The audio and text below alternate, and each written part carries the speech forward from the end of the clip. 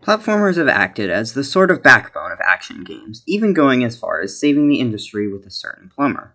You don't really hear about them much nowadays outside of massively popular franchises like Mario or Sonic, but they've really come a long way since the 80s and 90s. And yet, I find myself wanting to go back to that time when everyone was trying, usually failing, to become the next one of those massively popular franchises.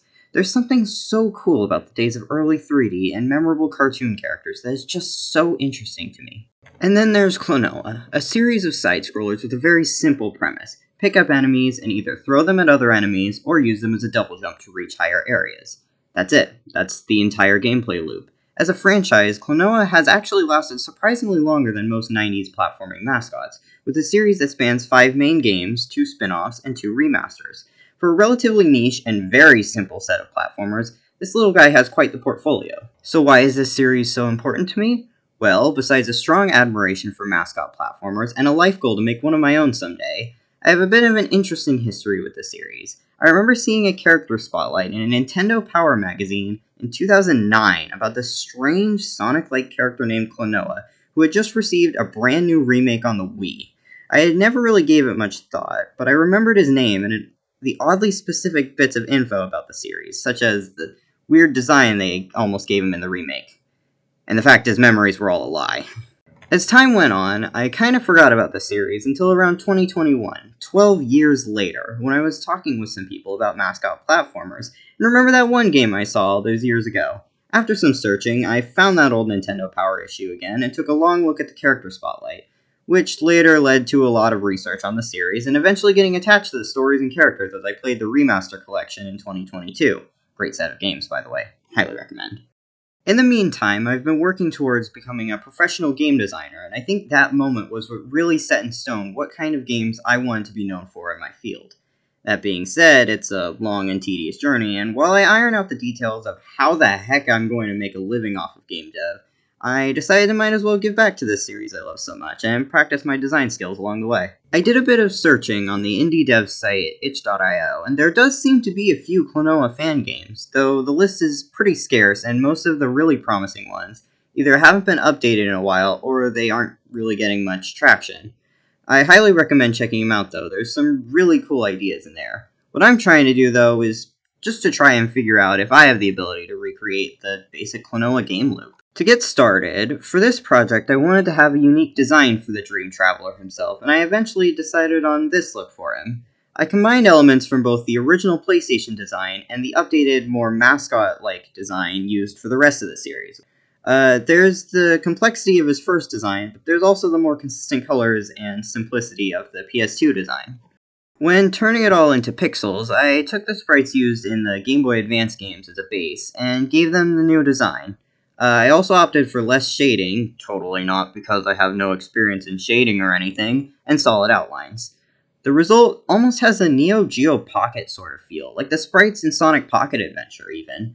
Nearly all of the Game Boy Advance sprites also fit within a 32 pixel by 32 pixel square each as well, which was really helpful in actually translating the animations later on.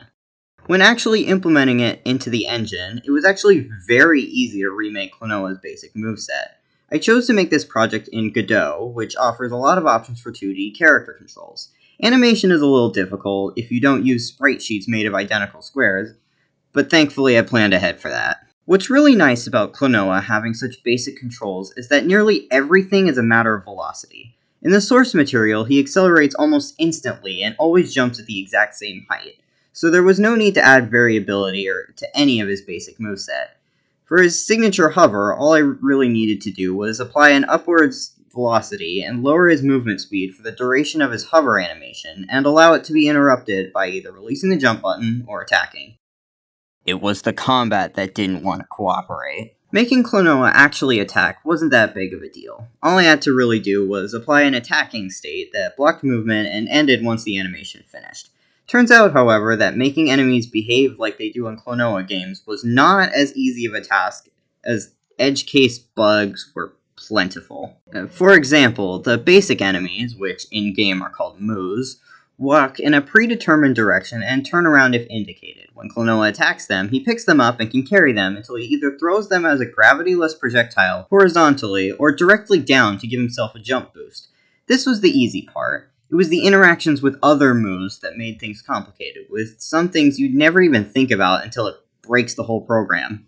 I needed to include cases where a held enemy would get destroyed if it comes into contact with an enemy that isn't caught, and a case where Klonoa accidentally picks up two moves at once, and a case where that made it so respawning moves didn't collide with anything until after they came back. Once the moves were working, adding flying moves wasn't too much of a hassle. They behaved pretty much the exact same way once caught, and instead of moving in a set direction, they moved between two distance points. I had managed to set up their respawning in a way where the player could also maintain height for as long as they want to by continually double jumping off a respawn flying move, which is also possible in the Game Boy Advance games. Alright, now let's talk about this thing. These blocks are exclusive to the Game Boy Advance games and are the bane of my existence. Their premise is pretty simple. They can be picked up like a move, but instead of getting destroyed when hitting a wall, they drop down and can be used as a platform. As it turns out, making sure it actually went back to its default state when it hits the ground was not an easy task. I had to make sure it only detected physical terrain and not Klonoa himself, as well as make sure it couldn't clip into terrain. It still does on specific slopes, but I got it mostly working, and I don't want to have to deal with it again. In order to forget how annoying these blocks were, let's move on to the flying enemies, ones that really make me question the naming structure these games had with some of these enemies. First up is the propeller guy, a flying enemy that behaves very similarly to a flying moo until Klonoa picks it up. Once caught, it pulls him upwards for a set amount of time until popping. It can be thrown, but not double jumped off of. This was a weird one, and I think it was around when I was implementing the respawn mechanic. I remember getting really frustrated with this one, but I have a feeling it was because it was the main test subject for that mechanic. Next up is another one I have no idea how to pronounce, the herbal. Similarly to the last one, it behaves like a flying moo, except this time it also behaves the same when caught.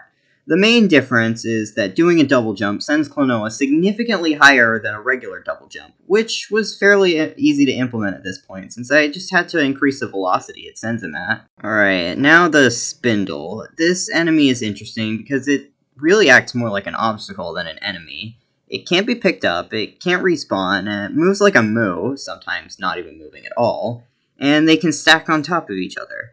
The only way to destroy it is to hit it from above, which can be done with a double jump.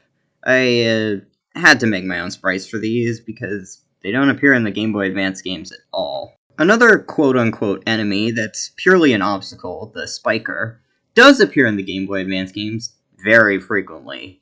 This one has only one interaction. It is literally just a hurt box. It can't be defeated, and it can be told to move as a more challenging obstacle, but that's it. Not sure what else to say about this one, to be honest. That's all the enemies I've added so far, which really does make up a majority of the gameplay. Everything else I added was stuff like Dream Stones and Hearts, Mirror Spirits, which double any collected stones for 10 seconds, complete with a very goofy looking sprite, because again, the Game Boy Advance didn't have these, and doors with a transition animation that I thought was pretty cool when I got it working.